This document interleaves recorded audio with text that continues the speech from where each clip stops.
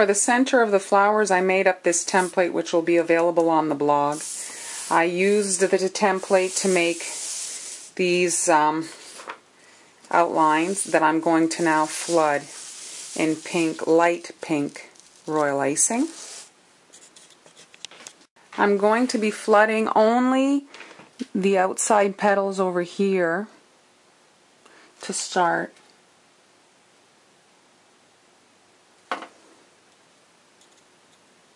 I've got all the petals on the right done, so I'm going to let these crust and then I'll move on to the other side.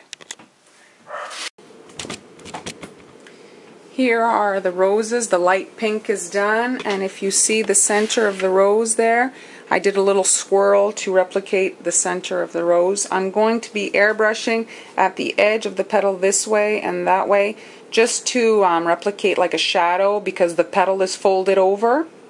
And then I'm going to be filling those last areas with a darker shade of pink. Here they are airbrushed. It's important to leave that section unfilled before you airbrush, or else you're going to get the airbrush in that area and it won't give it the same effect. Now it's really looking like the shadow coming from underneath the petal. You can just detach your transfers. They're still a little damp on the back, but they're detaching well. I can see the shine on the parchment paper. You can just flip them over on a cookie sheet and they'll continue to dry. So, just have it touch the edges. There we go. And you can tap it out.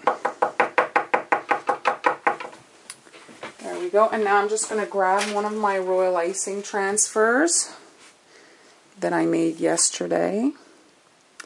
And I'm going to place that in the center of my flower while it's wet.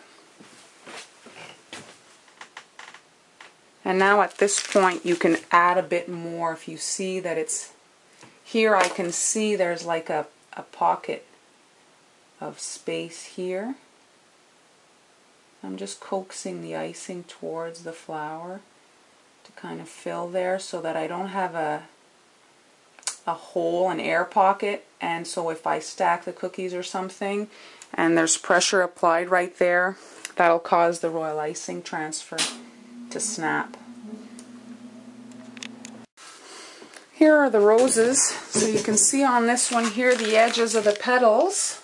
I added some light pink, which really tones down the airbrushing that I added, and you only end up seeing a small amount here, which, you know, gives that impression of the leaf being curled over and there being a shadow.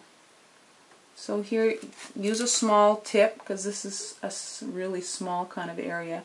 Then you can drag into these narrower points of the petal. There we go. So here you want a little bit of a bump type icing for it to create that illusion of the curve. And it's meticulous, it's a little tedious to do this. But in this particular project I only need like 5 or 6. And I think that this little touch makes a big difference with regards to the finished product of the flower.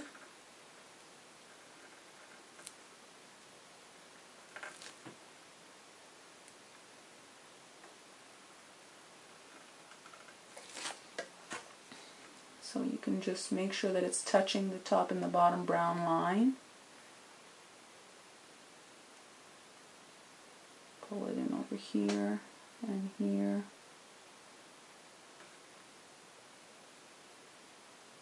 There we go. And this last spot.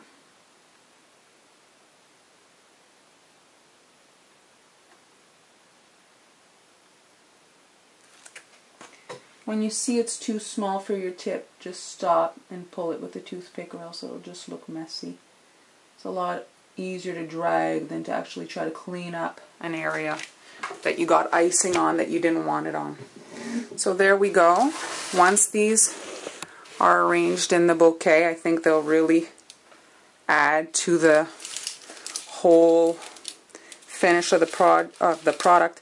My colors were pink and brown. And so what I've opted to do, since I didn't have a lot of different colors, was to vary the pink, go from light to dark, and create some interest that way.